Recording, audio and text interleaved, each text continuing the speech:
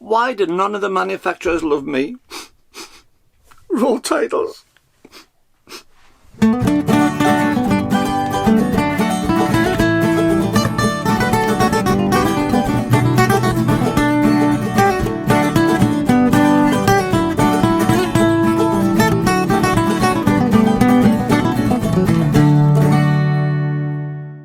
Well, hi YouTube, Brian James at Mega 4/3 guy with you once again, and yeah, I'll come back to why nobody loves me a little bit later, so keep watching the video and you'll find out what I'm on about. But just a very quick word first of all to say thank you for bearing with me. You'll notice there hasn't been too many videos in the last couple of weeks, and that's because I've been helping a friend out. I've got a colleague who shall remain nameless, but a very, very good friend of mine who's hit a bit of bad times recently, a bit of hard times, and is living in a van, doing van life for real. And what we've done is we've tried to get that the van a little bit converted so that he's got a decent bed in there, put a diesel heater in, some storage space to make life a little bit more palatable until he can get himself back on his feet again. So he's done a huge amount of work in that van, and I've had an opportunity to help him out a little bit with my engineering background, engineering skills. So we've got him in a much better place than he was a few weeks ago. But you know what? I've had an absolute ball doing that, and it always feels a lot nicer when you can help somebody out rather than hinder them in life. And it's really good to see when somebody who was struggling to get warmth and struggling to be able to get a decent night's sleep, because it's him and his dog in the van. Being able to get a decent night's sleep for the two of them, some warmth, some shelter, and somewhere to prepare food has been fabulous to do that. So I've enjoyed myself. So sorry for not doing videos, but it's been a good cause. Now, I've also got another problem which has cropped up, which, you know, we have the two dogs. We've got young Honey, who's the pup, and Alfie, who's 9 years old now. And Honey's on her first season. She's on season. And it's the very first one for her. And Alfie, who's normally the lovable family dog, they're both cockapoos, lovable family dog, has turned into the raving nymphomaniac of Cumbria. He's rampant, and we've had to separate the dogs. So for the last 4 nights, I've been sleeping in the caravan where I'm at the moment on the drive. But even with that, the hormones and pheromones and smells and things from a dog in season are obviously still reaching him, because he's in a bad way, poor lad. I've never known anything so pathetic in my life as watching the dog pining for the little girl. But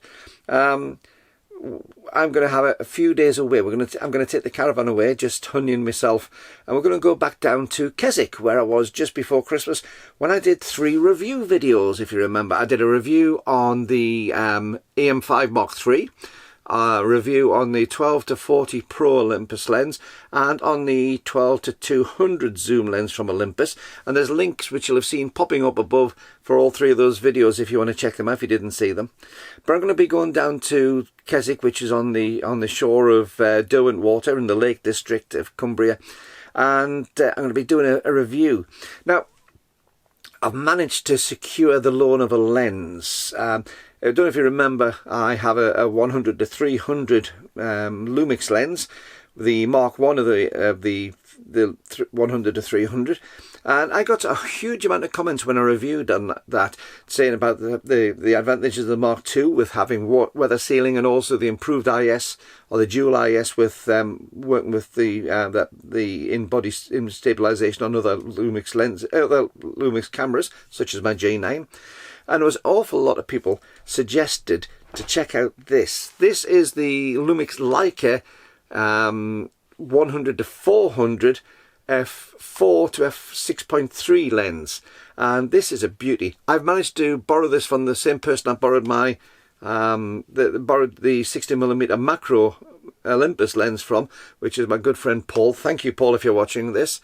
I'll take great care of this. I'm going to be taking this down to Keswick, because on the banks of Derwentwater there is a huge amount of wildlife to see, and I'm really looking forward to see how this performs on that. So I'm going to be down there for the next 4 days, putting this lens through its paces to see what I think of it. I'm going to be taking both the Lumix G9 and the EM1 Mark II Olympus camera to see how it performs on both of those.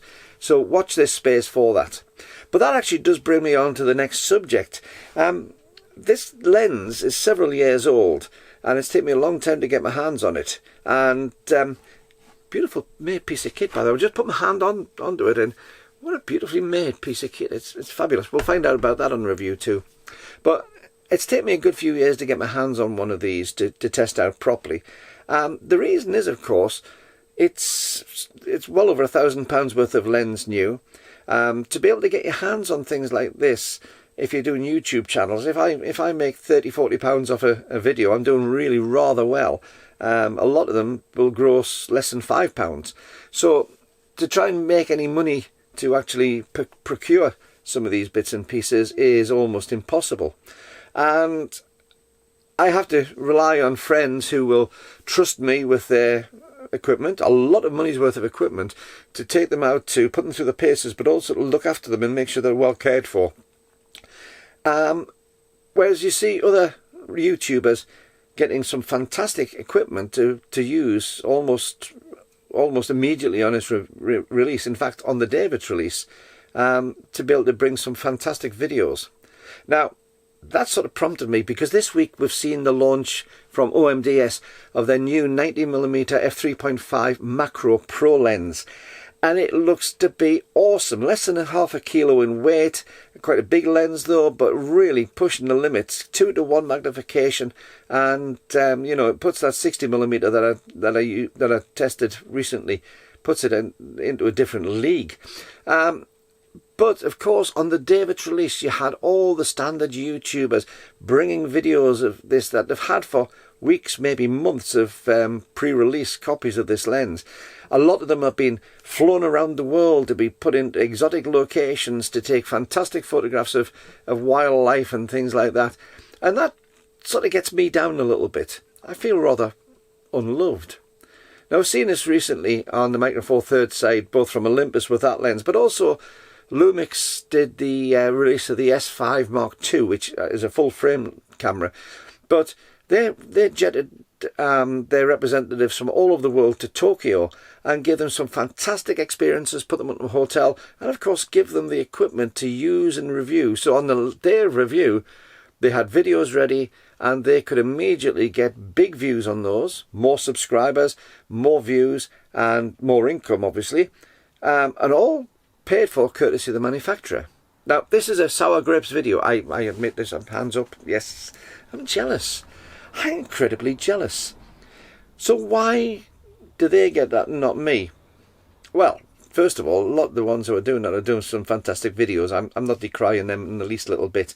In fact, none of this is aimed at any of those people as individuals, either what they say, what they do, or what they achieve. It is pure jealousy, it's pure comment. But it does make a very two-tiered system. I feel like an outsider. I feel totally unloved. And it'd be nice to be able to do some of these pieces of equipment on the day that it's released and be able to get a very contemporary video uploaded for you, my viewers. It really would be great to be able to get you to be able to see the things straight away rather than a few years down the line. But it then poses another problem. We have these people who are visionaries or ambassadors or luminaries or whatever the term that they're saying is, but they are people who are tied into individual brands to various degrees, and they get these products nice and early, and they get the opportunity to use them nice and early. But other reviews of them either consciously or subconsciously biased. Now, as I say, I'm not making any personal slurs on anybody. I'm not suggesting that anybody is deliberately biased on this. But when you've gone to a manufacturer to see a new product, bear in mind I used to be in sales in both musical instruments and in high-end hi-fi equipment and high-end audiovisual equipment. So I know how the sales side works. But when you go to some of these product launches, they're set up for perfection. They're set up to really show the product off to its very best.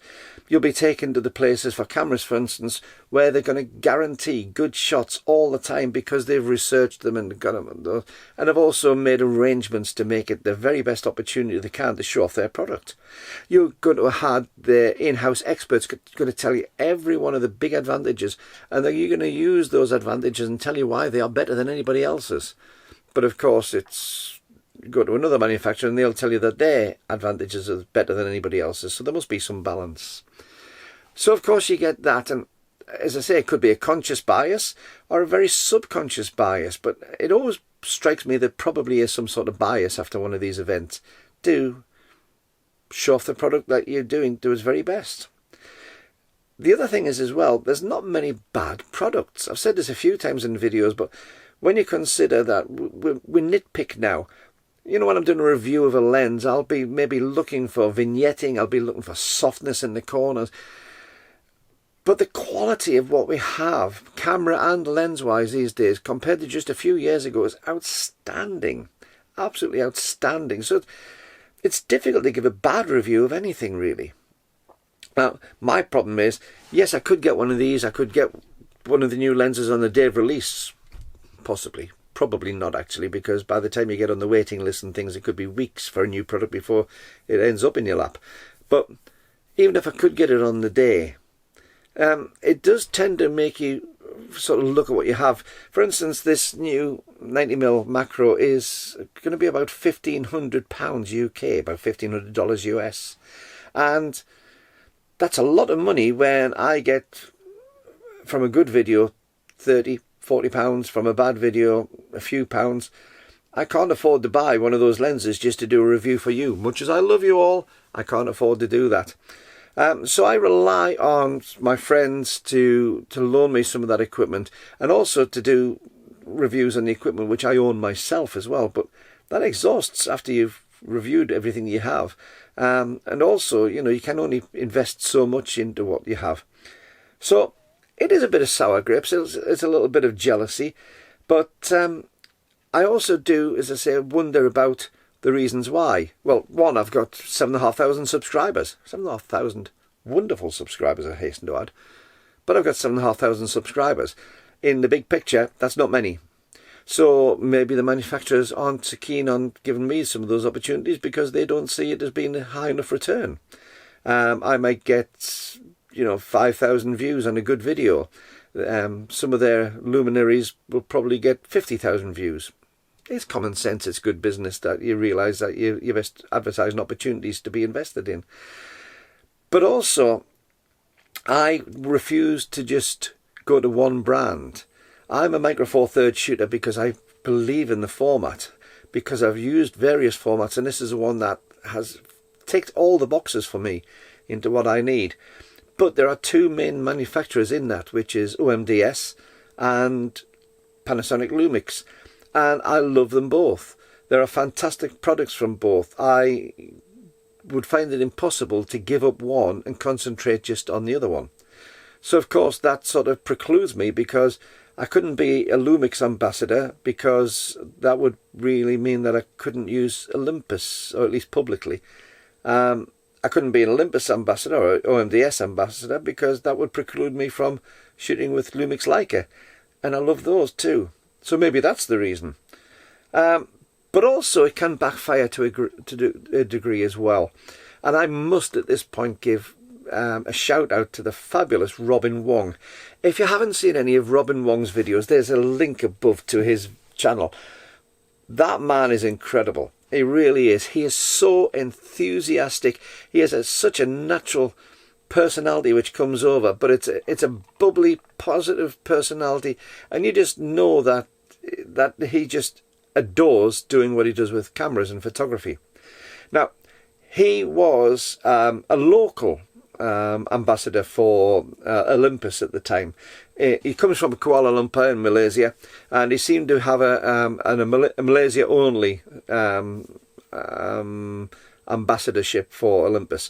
And when OMDS came along, that seemed to just wither. It didn't have any merit to get him to carry over, which others did, onto the OMDS ambassador program, or visionary program, whatever they call it. They've all got the different names. And if you watch his channel, you'll find out he goes to quite long lengths as to how he feels about that and what happened to it. And it's not for me to say, but he does a really good description on his channel. But it does sort of call into question as to the efficacy of these programs from a photographer's point of view. Now, the other thing is as well, Robin loves Olympus and OMDS camera systems. He's just had a video out where he's got his hands on at his own expense the OM1, which is fabulous. But you know fine well when he's talking about it, he's doing it from a personal love of that equipment. So I tend to find them very, very believable. Whereas some of the reviews I'm seeing from the big ones who will flit and fly between, then I don't see them as quite so believable or trustworthy, or I just don't buy into it so much. There's a few photographers which I've seen who've been on these programs, and while they're talking about these products positively, and Robin isn't one of these people, but there are a few people in the past who've got me onto Micro Four Thirds, and they've talked so passionately about it, and then at the drop of a hat they seem to have gone over to shooting Sony, or where they've been full Micro Four Thirds shooters all the time. They've really proclaimed how good the Micro Four Thirds system is, until a manufacturer such as Lumix, when they brought out the S series with the L mount, all of a sudden switched to full frame and said how fantastic full frame was. Well, full frame as a format isn't any more fantastic now than it was 2 years ago when you had Sony and Canon and Nikon and those with the full frame systems. But all of a sudden they've gone over to full frame, and it seems a bit of a sellout to me. I don't know, what do you think? Because as I say, there's a little bit of envy. I should actually have my green t-shirt on, really, shouldn't I, for the green with envy bit. There we are. I'm now green with envy. Oh, terrible. So yes, I'm green with envy at what they've got. But the truth of the matter is, it is a two-tier system. And I do tend to wonder if some of these people who are more independent will give a more independent review. Let me know what you think in the comments. I'm really open to that, to hearing what you have to say. Thank you for all the people who do give comments. Now, before I go, don't forget, if you would like to support this channel by a one-off donation to the channel, I always say it's to buy me a cup of coffee, but the reality is the majority goes on fuel for vehicles to get out and do shoots and locations and things. And if you've supported me in that way, then I really do appreciate it. The other way you can support me is by becoming a patron of the channel. I have a Patreon page, and the link is here. They're also in the description below. But these wonderful people here are my patrons, the patrons of the channel, and they really do keep the channel going nicely. So thank you to them. But let me know what you think. Am I right to be green with envy? Do you think that we give biased reports if you are tied to a manufacturer? I'm really interested to know. And does it make a difference in your buying preferences when you actually go out and buy a kit? Let me know below. Till then, the next time, keep taking your photographs, keep enjoying your photography, and have fun with your photography. See you. Bye-bye.